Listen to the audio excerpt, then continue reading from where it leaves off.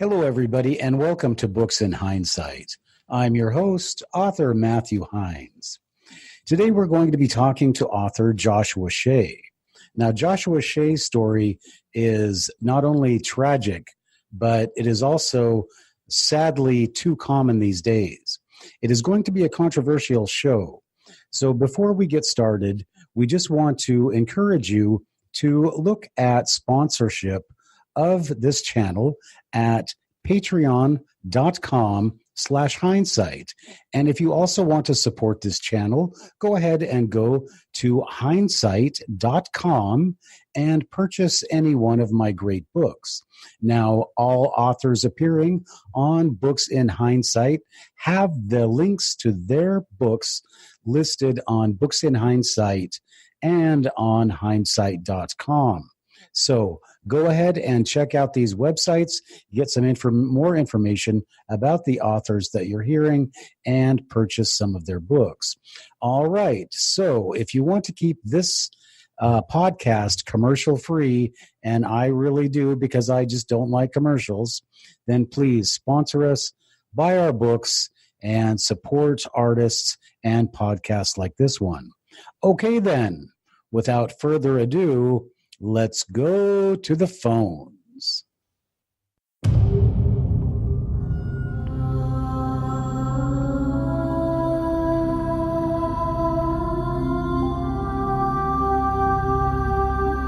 Welcome to Books in Hindsight, the only podcast where hindsight is always 2020. And we explore the great books, works, and ideas of the century. Now, here's your host, teacher, and author, Matthew Hines.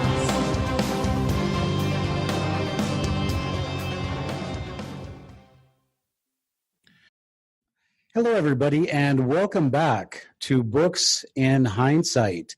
As I promised, today I have Joshua Shea. And before we bring Josh out, let me just say to people who are listening to this podcast or watching on YouTube that today's subject is a very sensitive subject.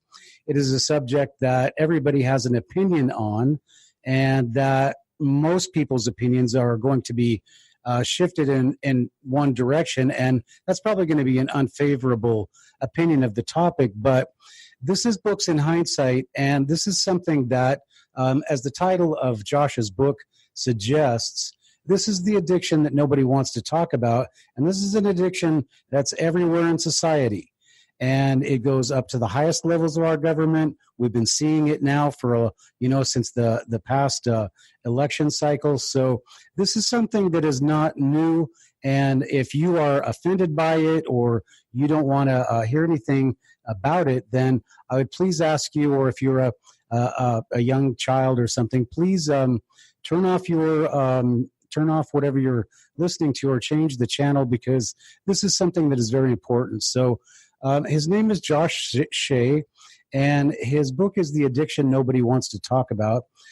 Josh, you're a former publisher, and you are a former pillar of your community, and then something went wrong, and that's what we're going to talk about today. But for right now, let's just bring out Josh and say hello. Hi, thank you for giving me the time today, Matt. I appreciate it.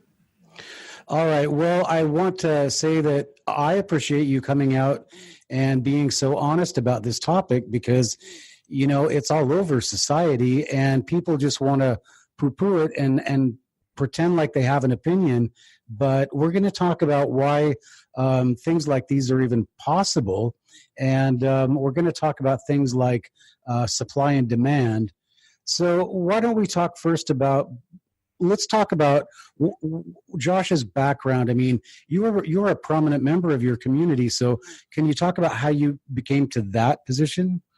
Yeah, I was just one of those people who always seemed to overachieve, who set very high standards and high goals for myself. And I've been lucky in that I have two incredibly supportive parents.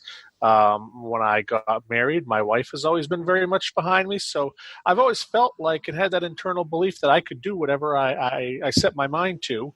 And I entered the journalism world very young, around 19, 20 years old, worked my way up. And then by the time that I was 36 years old, 35, 36 years old, I had actually launched a lifestyle magazine here in central Maine, one of those that deals with the dining and the arts and culture of the area that some of your larger places had. And central Maine had never seen anything like that before. And despite the fact that it was, 2009 and we were in the middle of our, worst recession since the Great Depression, the magazine absolutely exploded around here. And when it exploded, I became very well known almost overnight.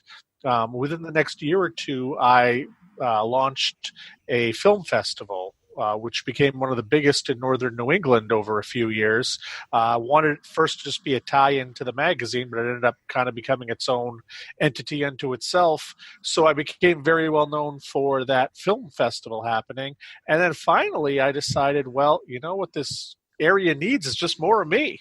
So I ran for my city council and won a seat on that. So there was a point come 2009, 2010 when I was running a magazine full-time, when I was running a film festival full-time, and I was also working as a local politician, as a city councilor, not to mention the fact that I had a family and just trying to, juggle all these things at once ended up not going as I hoped it would. Okay, well, that's an incredible background you have, and yeah, you are a complete prominent member of your community, and the fact that you were elected to the city council is just, it just shows everybody just how important you were in your community. So, I guess the question is, because we're going to have to jump into this, but at what point did we start going down a different road? And could you please? I mean, you're talking about basically two types of addictions. You're talking about alcoholism and you're talking about pornography. So which one came first? Well, I'll tell you, the first time that I engaged in both of them, I knew that I was hooked. I saw hardcore pornography for the first time when I was 11 or 12 years old, a couple Penthouse magazines shown to me by an older cousin, and I knew that I had found something, just something special, something amazing, something that would take away the stress of my life, whatever that was as an 11 or 12-year-old. A couple years later, 14 or 15 years old, I was at a wedding and I got drunk for the first time. Sneaking champagne from tables that other people hadn't sat at. And I knew getting drunk the first time that I had discovered something very special, something that was going to take away my stress, something that would help me cope with the world. So as I was getting older in high school and then entering the workforce and building my way up and becoming a pillar of my community, what nobody recognized was that I had concurrent alcohol and pornography addictions. I was able to manage them for a very long time, but what happened about 4 or 5 years into the life of the magazine was that our revenues started to plateau. And I'm a very good businessman if you throw a lot of money at me. When you're talking about our expenses kept going up, but with a plateau of the revenue, that's when I started to have some trouble. So I came up with the plan, which was the most largest mistake of my life, easy to say, was that I would pull myself off of medication that I'd been taking for bipolar disorder for about 15 years at that point. I thought that if I pulled myself off of the medication, that what I could do is tap into a manic side, and that would allow me to stay up 3-4 extra hours a day. That would allow me the creative energy to figure out how to save the magazine, because I knew that if we kept on the track we were going on, I probably had 6 months to a year left because we just weren't taking in enough money, and I didn't know what would happen if we didn't end up making enough money. I never had to close a business before. So I figured, here's the solution, just pull myself off of my meds. Unfortunately, what happened was that both of my alcohol and pornography addictions absolutely skyrocketed and probably ended up 3-4 times worse than they ever were. And that's because I pulled myself off the meds and needed to compensate. Okay, so I did not see that part of the equation, that you were actually suffering from bipolar disorder. We just talked to somebody that had grown up with a bipolar parent. And so, yeah, that can be very difficult, and the pressures of having a business and everything. But going back to some of the first things that you said, you seem, because we're kind of talking, we're going to get a little bit into the chemistry of the brain here, but you said the first time that you saw pornography and the first time that you had alcohol, that something just clicked inside you, and you said, "Oh, well, this is it." And so that obviously gave you some pleasure. I mean, inside of your brain, you receive probably, maybe it could have been an inordinate amount of pleasure or something, whereas somebody else might not have seen. I mean, you, of course, would have your physiological reactions, but it seems like yours hung with you. So do you think that has to do with your disorder? I think that it has to do with a few things. Number one, I think it has to do with the physiological part of my body, the DNA that my parents passed on to me. Addiction is something that does exist in my family going back a few generations. So there is that. There is just the decisions that I make, and the fact that, sometimes we don't make the best decisions for ourselves. And then there is the environment itself that I was raised in. And that played, I think, a much bigger role than I originally gave credit to. I got a lot of mixed messages about sex in my life coming from my family, my mother and my father's house, and a babysitter. I had a caregiver. I got very mixed messages about sex coming from those two places. And I think that played a huge role in my formative years, 4, 5, 6, 7 years old, about how that was going to work. And then the other thing was, when it came to alcohol, I had 3 of my 4 grandparents were alcoholics. So my parents were both very teetotaling, anti-alcohol. And I think that I basically was raised with the message that if you ever take a sip of alcohol, you're going to end up a fall down drunk in the gutter, kind of like a Bugs Bunny cartoon with a bottle with a couple X's on it. And, you'll see the green plume of your breath in the air. And when I finally had my first drink, it was like, wow, this actually feels good. And when I got drunk the first time, I was like, this feels fantastic. I think my parents lied to me about everything. So I think that there are a few different aspects all kind of working together. I don't know if any one of them had more control over the other, but I think the 3 of them, my DNA, the environment, and then just my bad decisions, I think that those worked in concert together to bring me to where I was. Okay, so yeah, you've touched on your environment, and we've touched upon your DNA, the nature versus nurture. So it seems to me that, going back to your childhood, it's a natural thing. Most people would have been, you would have been interested in girls, and or whatever your persuasion is. You would have pursued that, but you didn't. Did you pursue like the normal? You had girlfriends and all that, or okay? Yeah, so, I think that most people would have looked at my outward life and seen very normal guy, but there I was. From 14 years old. At 14 years old, I found a video store that would rent pornography to me.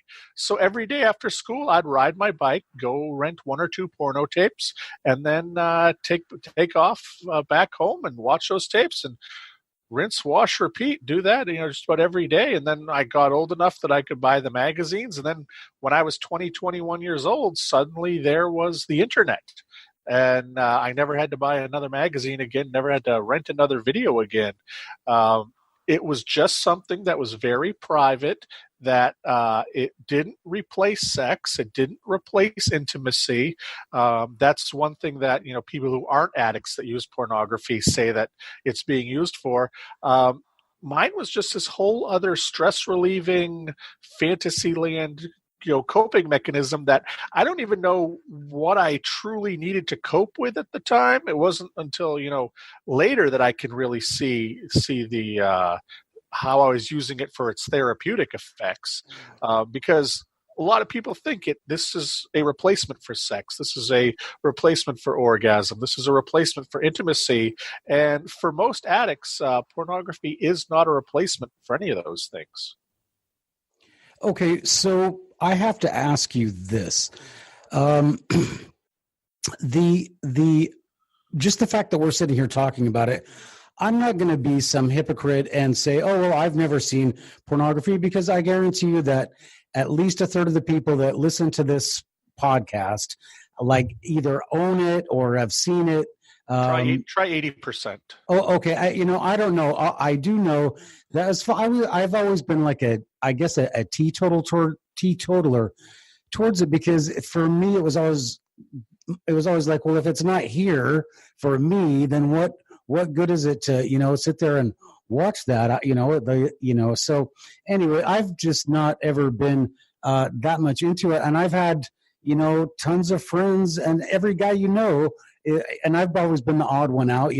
Why don't you just want to sit and watch that? Well, what good is that going to do? So anyway, I'm just trying to say that what you're doing is the same thing that most people do, and I mean most men do. I can't speak for women, but so we're sitting here talking about you as you actually had bad things happen to you as a result of this, and we're going to talk about that.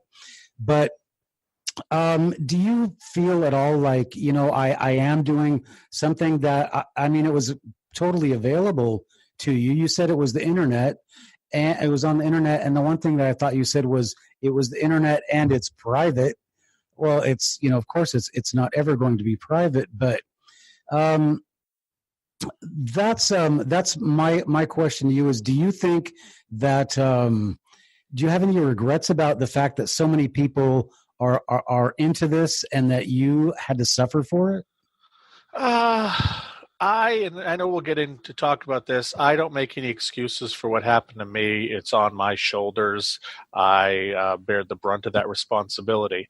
I think that looking at this as a society, if you look at and I mentioned about 80% of men have reported looking at porn online.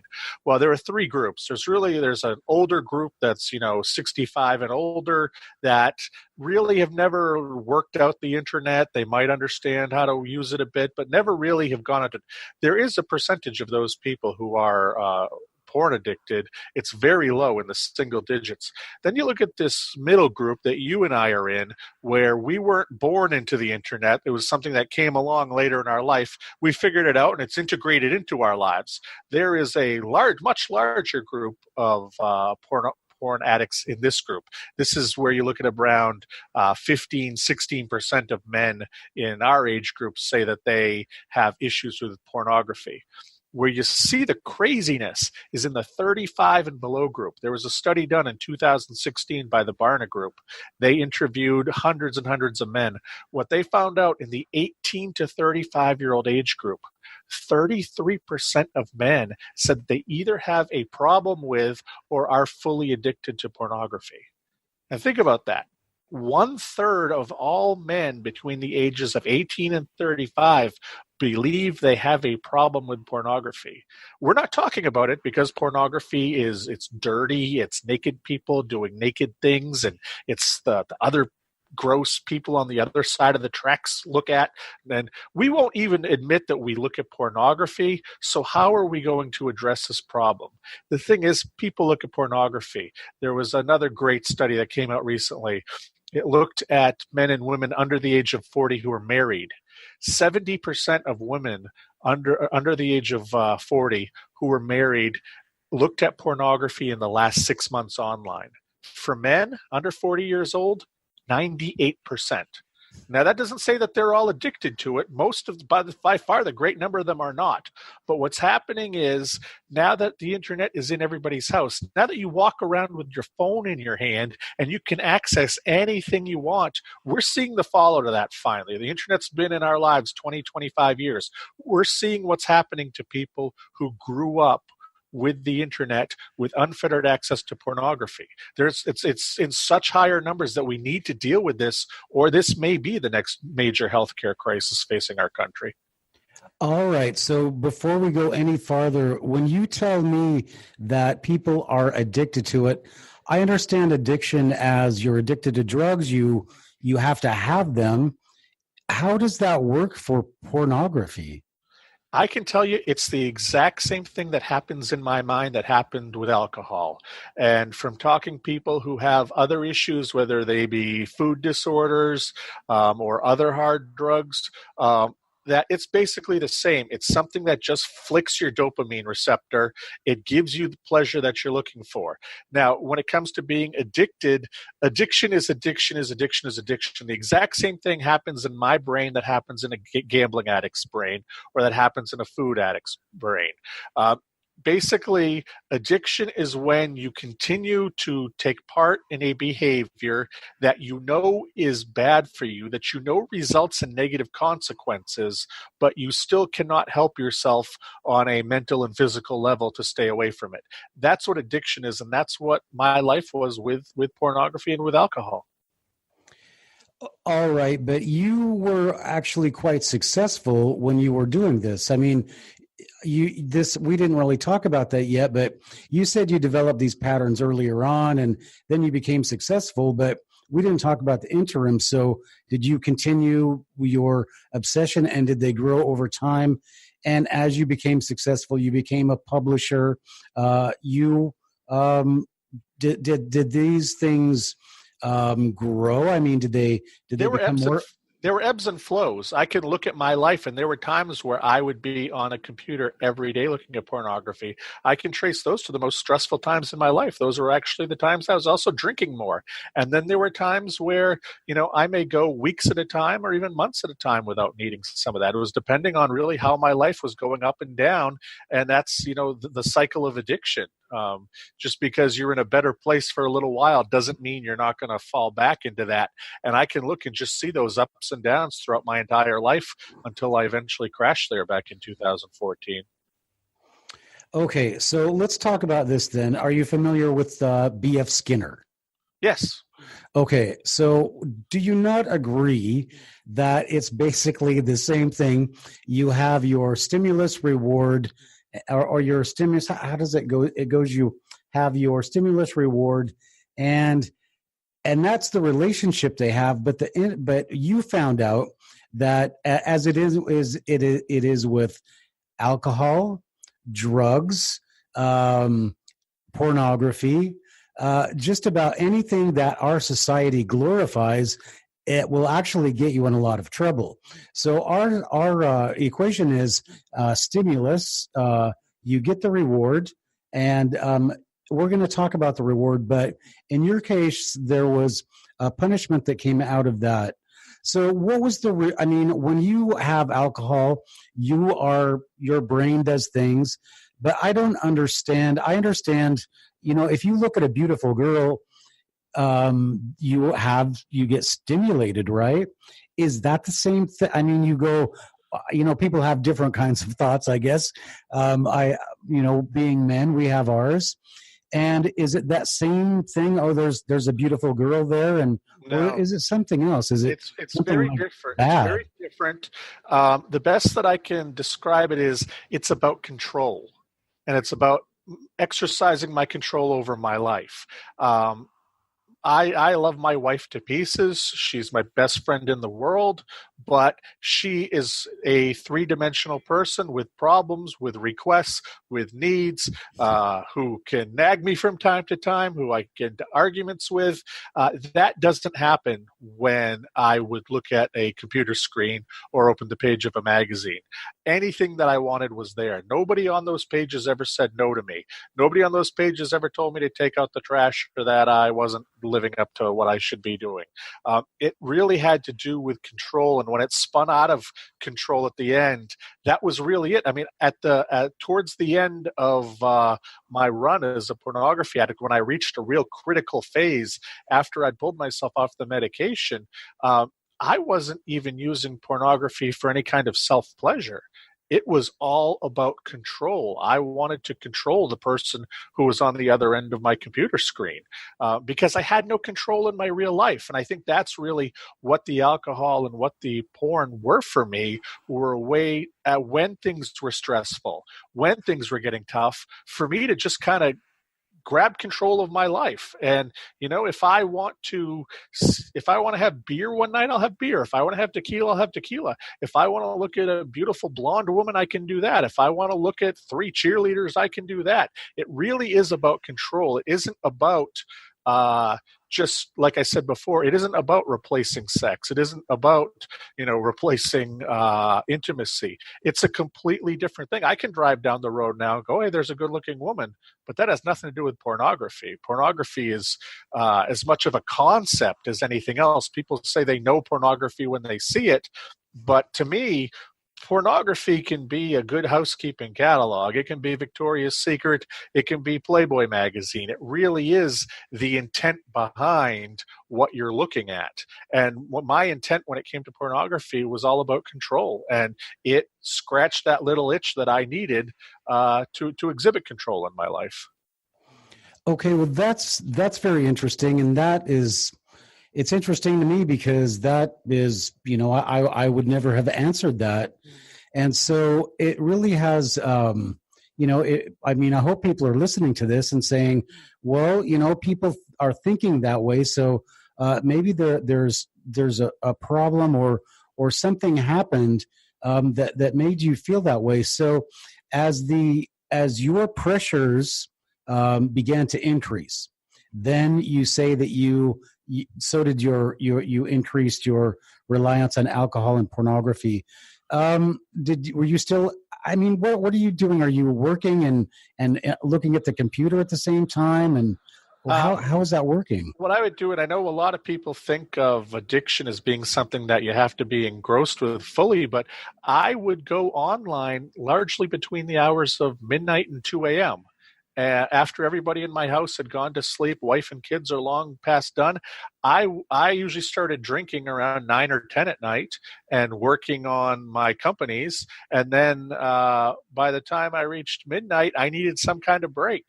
And at first, or for most of my life, that was just going online and looking at film clips or looking at pictures online. It wasn't until the very end that I made the jump into chat rooms and began talking with women. And this is, again, where the control thing comes in. When I went into the chat rooms, I wanted to get these women to bend to my will.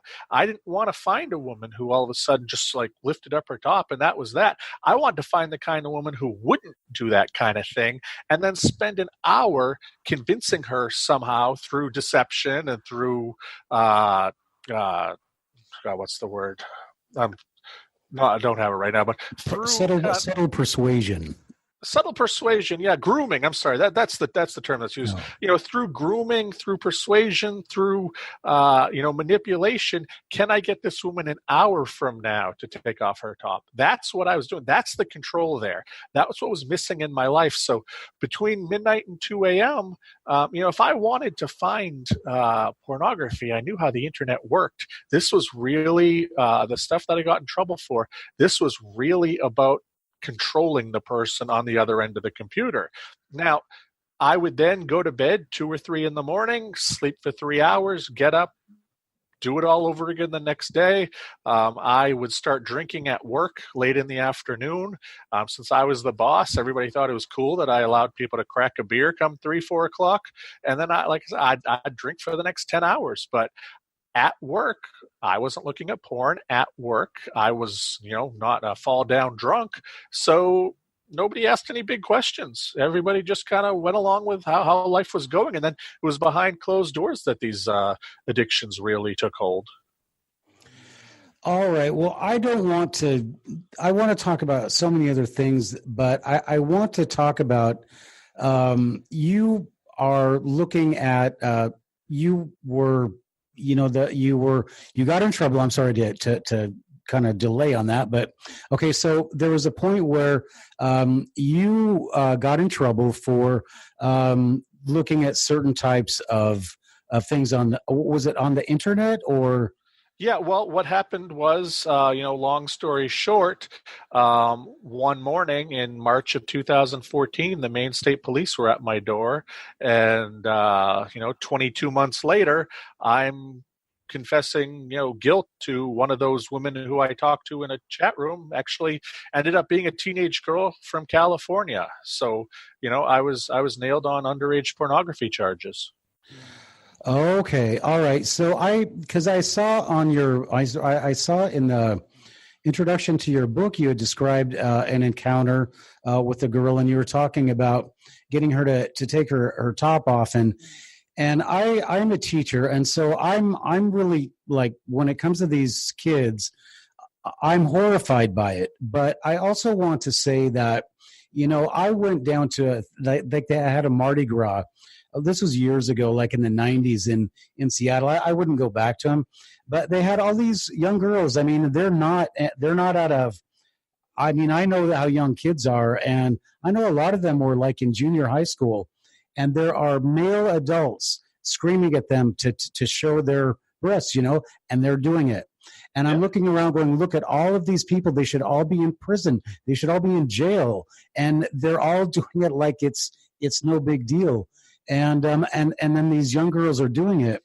And so I think that what I'm not going to say that you're a victim, because there were, No, people. I'm not a victim. I'm not a victim at all. Right. But there was the supply, and there's certainly the demand. And then you had, like you said, you went to prison. Where are the people that are, you're looking at pornography? Where are the people that are exploiting these people? And what about these people that are, I mean, isn't this kind of entrapment? So I know that it's wrong, and you'd have to get into, oh, well, did she identify herself and all of those kinds. I'll tell you the one thing the DA told me, who prosecuted against me, and I knew him very well. He is the DA in our county. I interviewed him for my magazine. He came to me very early during the legal process, and he said, Josh, I got to tell you, only 1 out of 100 guys who do what you did get caught. You're just the one. Wow. And I take that, and it is a scourge on our society, and that's one of the reasons why I'm talking about this to people, and I'm letting people know that this can happen, because I got to tell you, even though I was an addict for 99% of my life, I would have never found myself in a chat room talking to other women, much less a teenage girl, but talking to other women, trying to get them to do this stuff. I was married. That's just wrong. But this shows you how the addiction can carry on. If I didn't do this for 20 years as an addict, but it led to this point. And that's one of the reasons I wrote my book, was to just show people that this isn't just an addiction for 19-year-old guys who have never kissed a girl in real life, who live in their mom's basement. I was white collar, professional, mid-30s. If I can become addicted to this, and if I can carry it on for this long, and if I can let it reach the heights it reached, anybody can. And that's what I'm trying to let people know, is anybody can be a porn addict. I've met all shapes and sizes. It has nothing to do with demographics or socioeconomics. It's something that, like every other drug out there, or gambling, food, whatever it may be, if it's out there, you can become addicted to it, and it's not necessarily something that you can say, no, that's not me. Anybody could end up in this place if I could. Right. Yeah, and you make actually you make about 50 very good points. But yeah, the internet really does give us access to things that we, wouldn't normally, in like our generation, we would have ever had access to. Right. And so we really have to grow or to figure out how these things work. And, you bring up a lot of social issues. You talk about, you have a wife and kids, and every guy, that is married, and, every woman that's married, they're all out, people have they behave in certain ways. They have certain needs, and it's not necessarily bad until we just say, well, they don't exist. And then when we say they don't exist, then people, that we try to find somebody who's breaking the mold, and then we want to punish them and make a scapegoat of them. But what do you think about, and I have to ask you this because you actually went to jail for communicating online. What do you think? I'm not asking you your politics, but there's so much going on with these pedophile rings within the government. And I just did a story on my YouTube channel about the Belgian ambassador raped a homeless boy, and Hillary Clinton covered that up. So when things are going on like that, and they covered it up, and you went to prison because you talked to a teenage girl, does that not just make you a little bit upset? No, I've had to let go of all that other stuff. I am here in Maine. I'm on the Sex Offender Registry. Now, like I said, I looked at a teenage girl online. That's not cool. You're not allowed to do that. I got punished for it, and rightfully so. The guy alphabetically who's next to me in the registry, he raped 3 small children repeatedly. Now, to me, and this is just me, I think that what I did was far less bad as this guy.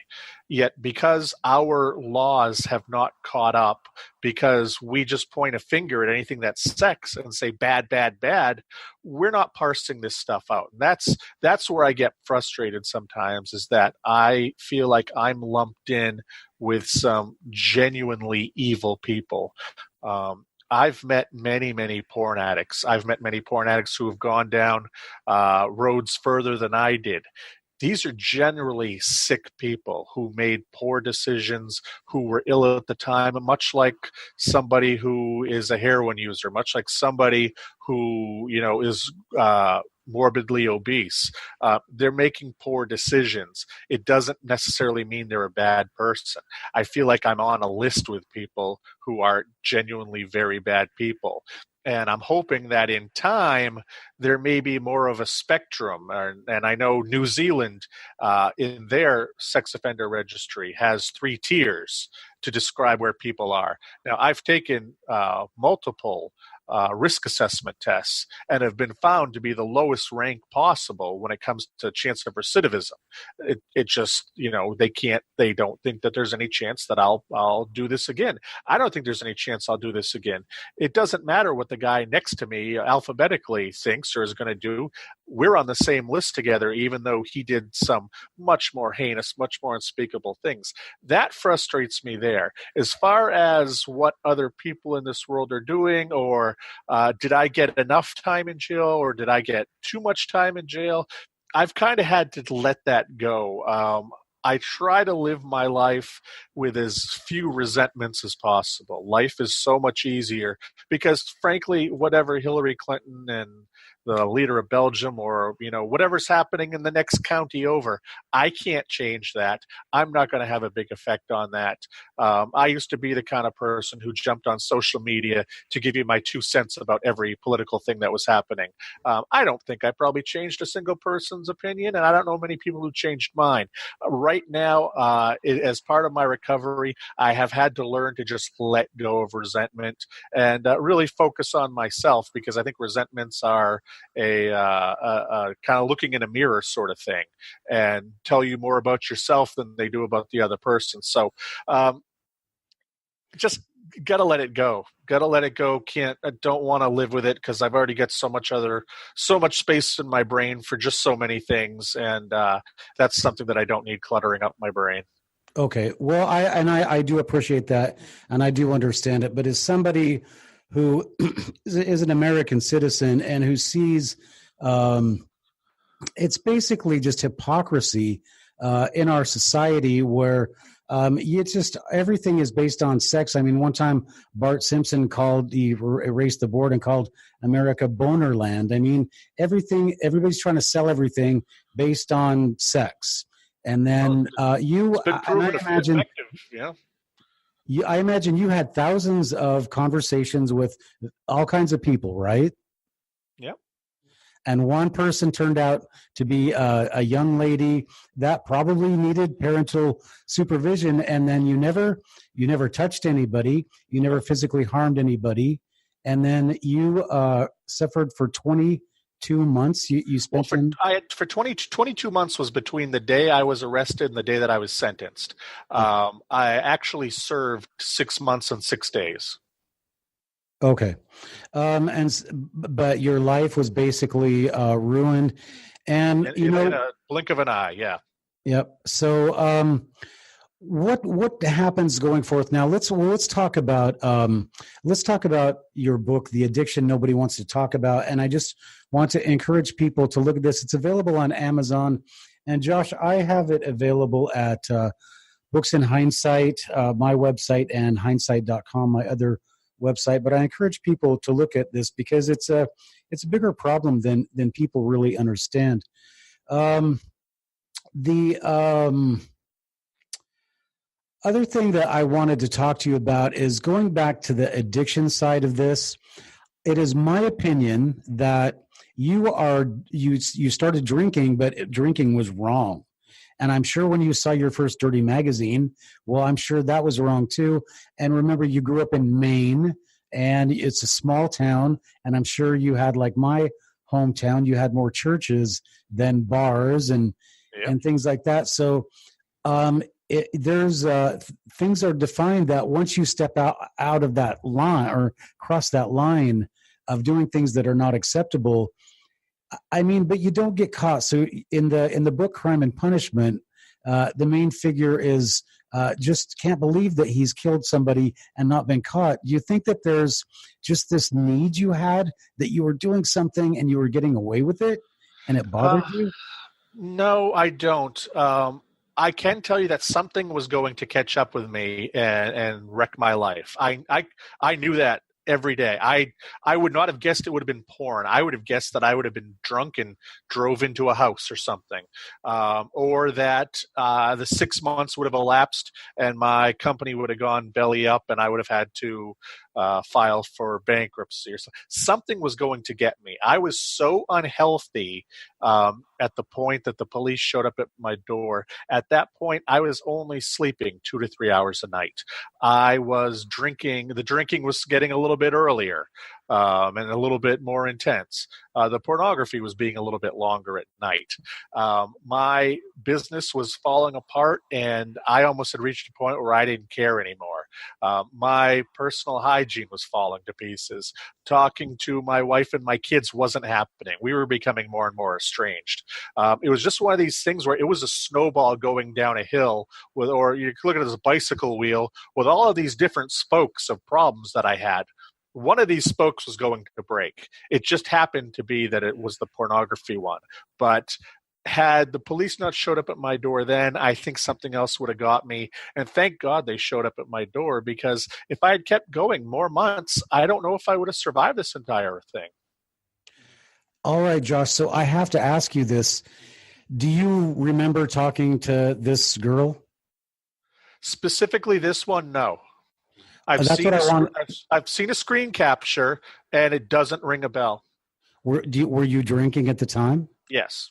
Almost every night I was online, I was doing. I don't have any doubt. They proved to me beyond a shadow of a doubt that I did it, with the evidence that they had from the cable company and from different IP addresses, and with what they had that they could show me. I have no doubt that I did this, and that's why I didn't try to fight it. I was guilty. You're not allowed to do this kind of thing, and it doesn't.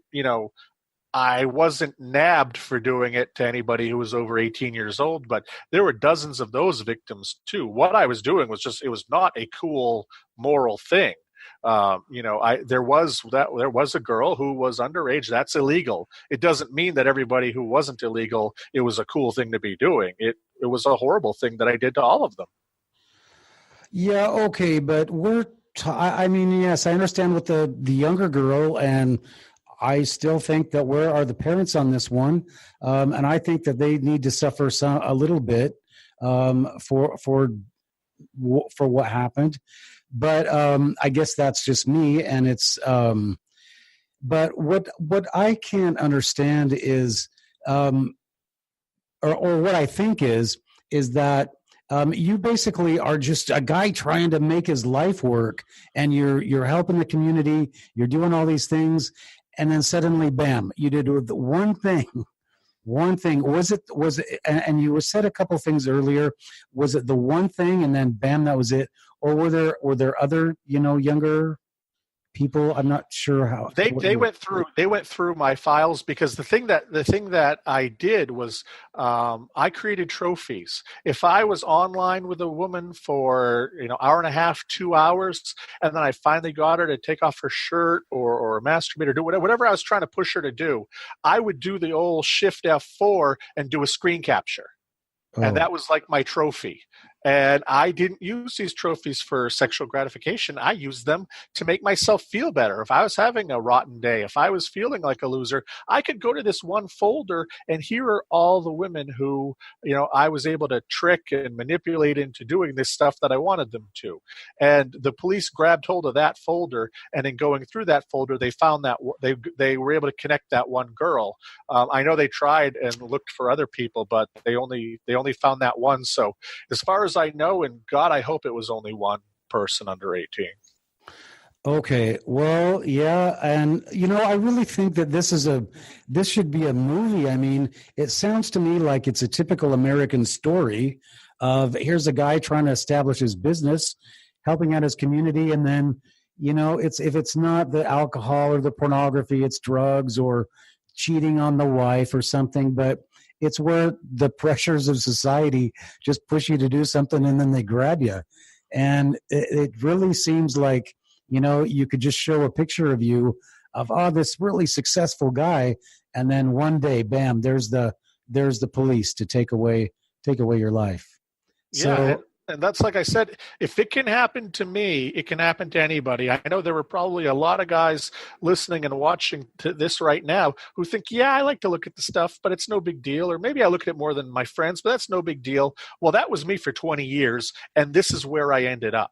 That's what I'm just trying to let people know, is that you can end up here. Even though you think there's no way possible, you can end up here. So if you believe that you have an addiction to pornography, you need to try to seek some help and take care of it before you end up like I did.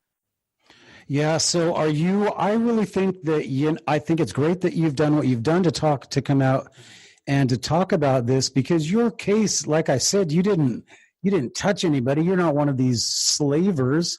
And I mean, they had people, I live in Seattle, they had people at Microsoft running like a sex slave ring, right? And I'm sure you got worse than they did. I think they deported them or something. But I mean, there is a lot worse going on.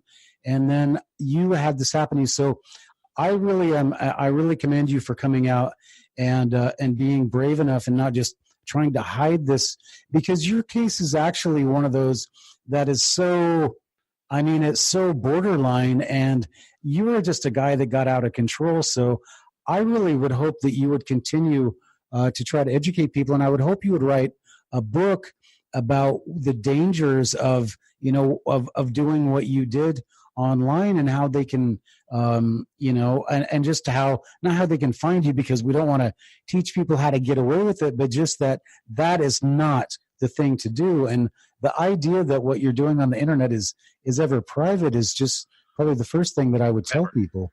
It's never private. Don't assume that anything you do online is ever private. There's always going to be some kind of record of it. I remember a couple of years back when my daughter was first got on Snapchat and was telling me how stuff disappears within 3 seconds, and nobody's ever going to see it again. And I just grabbed my phone, and I grabbed her phone, and I hit one of the Snapchat things, and I took a picture with my phone and said, "There, I have that Snapchat forever and ever and ever." And then a few months later, it came out that the Snapchat company, whoever they were at the time, they had a giant log of all of these things that had ever happened, and they admitted that they invented it essentially as a tool for dirty exploits. Don't ever do anything online and think somebody else isn't watching, or think that there isn't a record of what you're doing being kept somewhere. If you are doing something online and you believe that you are not being recorded, or there's not a record left behind, you're a moron, because there absolutely is. And if you're trying to get away with something online, if you're trying to do something secret, something unlawful, online is not the place to try, because there is a trail. Yeah, and then on the other end of that, I don't know, but I just don't think it's what kind of person would sit there and do what they did, and knowing that somebody could get in a lot of trouble for that. And I just think that, there's so much entrapment and everything going on now that I don't know, it's just crazy. But it's like I said, our society is based on, we're run by attorneys and lawyers. And so they always create laws to make more work for themselves. And so I just want to talk about, and I'm not trying to get you angry or anything, but in my last story that I did for my other YouTube channel, they were actually, the Department of Defense actually pays so that they can bring these like lady boys for Afghan army, officers. Our government pays for this kind of behavior. And in other countries, this, there's no like legal age for girls. So basically what happened to you is something that is just part of other cultures. And I lived in the Middle East for many years, and I know that girls are forced into marriage at 13 and 14 years old. So, and I know that there's a lot of rape and other things that occur that they just want to hush up. So, walk into any museum that has great works of art, and you're going to see a ton of naked people who are underage, whether it be statues or paintings or drawings, because throughout the ages, that's always been something that was acceptable until absolutely very recently.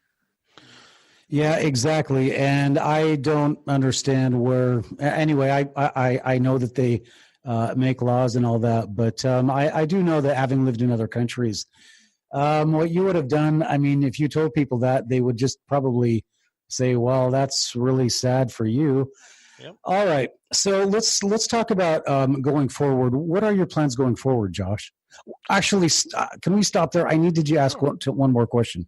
Sure. When you were just going into you were spiraling down, where was your support? I kept everybody at arm's length. I was somebody throughout my life who was very good at compartmentalizing. If I had to play good father and good husband, I could do that for a little while, and that was that. Then I put it over here. And then if I was doing my work, I would work on my stuff here. There's my magazine that's done.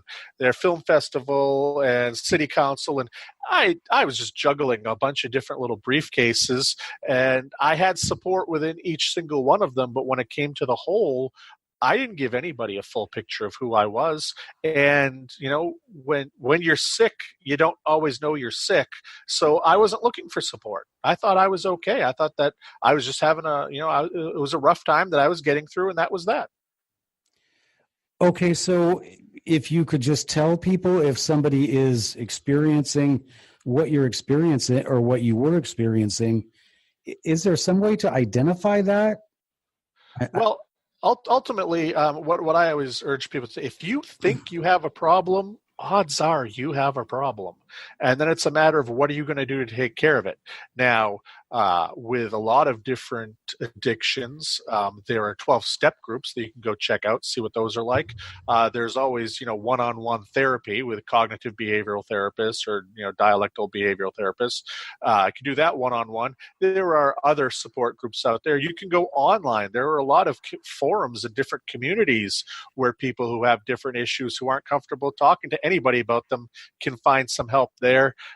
There's Amazon is a great resource for just about any kind of issue you have. If you think you have a problem, odds are you do, and you should probably look into it a little bit more. And there are, like I said, there are plenty of different ways that you can get help. Well, I'm sorry, but I still don't know how I would think I had a problem. What am I doing? I assume I would be spending a certain amount of time doing it. Let me put it this way. Do you know when you're tired? Yes. There you go. If you have never felt the idea that you are an addict, then you probably are not an addict. You probably aren't having a problem. I knew my life was coming to pieces because of all the different things that were going on. Now, you can look in, very typical things, estrangement from people close to you, picking the negative activity, whether it be drug use or pornography or drinking or whatever it may be, picking that over other healthy activities, seeing problems in your life, whether they be financial or legal like it was for me, all of having trouble seeing issues with your health in other areas. I weighed more when I was nabbed than I ever have at any other point in my life, because I was also just eating out of control at the time. I wasn't exercising at all at the time. I felt bad. It's one of these things where you kind of know, and people who question, do I have a problem? Odds are you do. You can tell when something's not going right. Okay, because it really sounds to me, Josh, like you were kind of a perfect storm of things. You had issues, you had a bipolar disorder, you had growing up in a small town. We all know how that is. And then you had the pressures of trying to be three people at once. Yeah. And so, I hope that you will continue to do what you're doing, because this is very valuable, and it's very important that people begin to talk about this, because there are people that are involved in the industry that are exploited, and they're these are basically young people that have futures. And I'm not one of these people who's going to be like a hypocrite and say, oh, that's all terrible and whatever, because there's such a huge demand for it. But where is if there's such a demand for it, what is with the I don't know, why is the punishment I guess so strict? And I guess that's probably a crazy thing to say, but it seems like everybody's doing it. It involves sex, and as a society, we are still very puritanical. We still apply draconian punishments. Part of me coming out and talking to people about this is the hope that, so many people can't say the word pornography. So many people can't say the word sex. So many people, even though they look at this stuff and engage in it, would never talk about it or never want to talk about it. I'm not just talking about, pornography addiction. We have to first admit we look at pornography.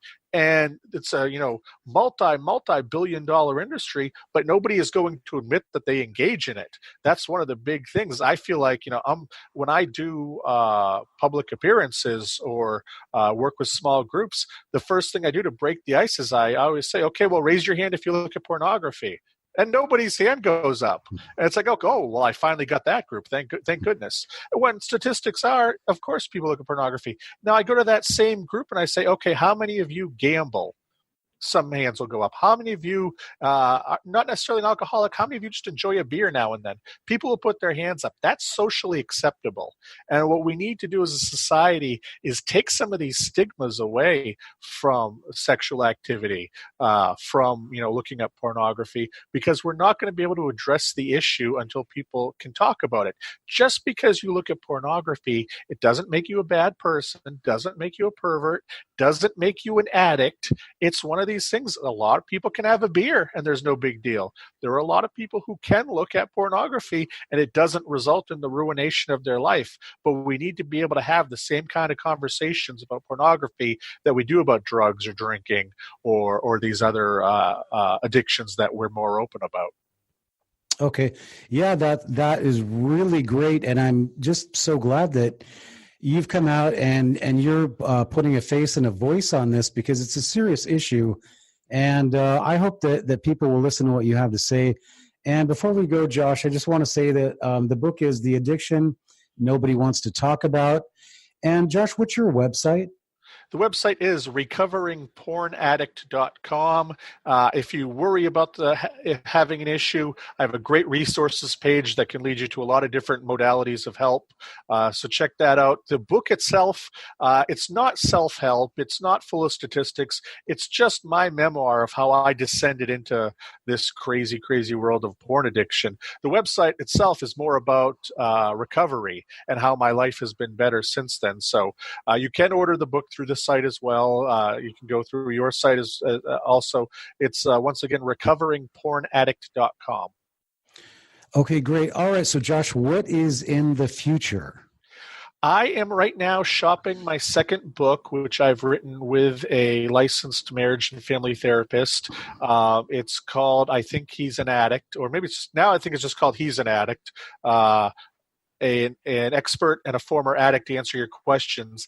And it's geared towards the wives, girlfriends, and partners of a male porn addict. If you've been married for 15 years and you just discover that your husband has this issue, that can do a lot of damage to a marriage, especially early on at the very beginning stages of discovery. So we wrote this book, very simple format, question and answer, of what a woman who has just found out her male partner is an addict can expect, from asking questions as simple as, is this really an addiction, to what is the physiological effects down the road of him doing this for so long. So there's about 65 questions in there. We're talking with a couple of different publishers right now. I expect that will be out the middle of 2019. And then I'm going to keep going with my website. Hopefully, libraries, churches will continue to ask me to come speak. If anybody out there wants to have me come to my website, contact me through that. Just trying to spread the education of this. We've got to let people know that anybody can be a porn addict. Doesn't matter who you are. And if you are a porn addict, you need to seek help for it before it gets out of control. Right. Well, that is fantastic. And, I know that it probably was, well, I'm sure it was a nightmare of what you had to go through, but it looks like in what you said I didn't write down the rest of this quote, but you said all I can do is put myself out there and basically educate people as to this. And as far as I know, you're the only guy. So I think that next book is going to be a huge bestseller. And I really hope that you'll remember my little podcast when absolutely, when you're out there on the circuit. So Josh, it's Joshua Shea, and it's been a real pleasure talking to you, Joshua. You're a hero in my book, and I know that people have their opinions, but I strongly believe in the idea of people repenting. You've taken something that you knew was a mistake, and you admitted it, and you were a man about it. So I really appreciate that, and I hope everybody listening to you will take heart at what you've done and appreciate what you're doing. Thank you, Matt, and I appreciate you being willing to have me on. There are a lot of media outlets out there that, they don't want to say the P word, much less talk about it being an addiction. So, thank you for giving me the time. And, we're going to reach some people with this podcast that we'll never know about them. We'll never hear about them. They'll never come say thank you. But the more we can get this message out there, the better we're going to be as a society. Yeah. Well, that's great. All right, everybody. Well, thank you for listening. Thank you for listening to Josh Shea. Please go to his website and please pick up his book, The Addiction Nobody Wants to Talk About.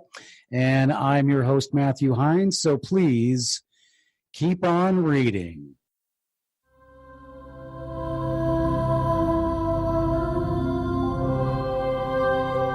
This has been Books in Hindsight with your host, Matthew Hines.